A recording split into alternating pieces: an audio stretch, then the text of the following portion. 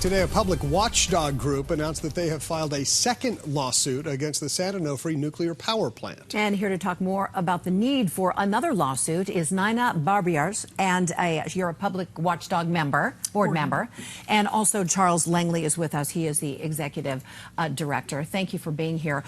Let's talk about the urgency of this lawsuit and what's it supposed to do. Charles? Well, what we're trying to do is stop the ongoing burial of nuclear waste 108 feet from the beach. This is deadly stuff for 250,000 years, and we'd like it to stop, and we think we've found a way to do it with this lawsuit.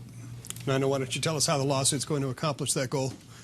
Well, first of all, we only have one chance to get this right.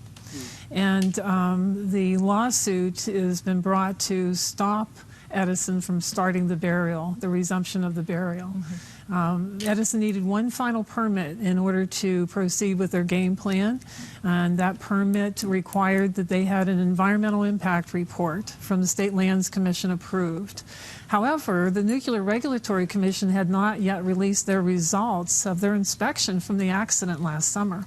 And they weren't going to do that for 4 days. And so we feel that the State Lands Commission was presumptuous and skeptical and voting again for a environmental impact report before the environmental results were really in from the NRC.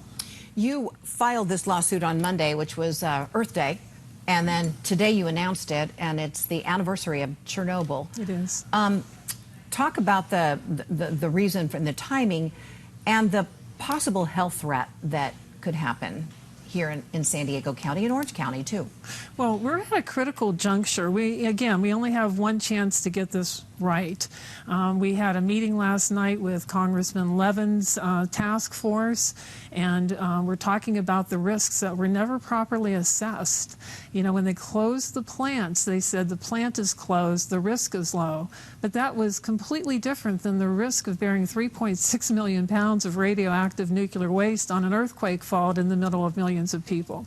And that risk has never been properly assessed.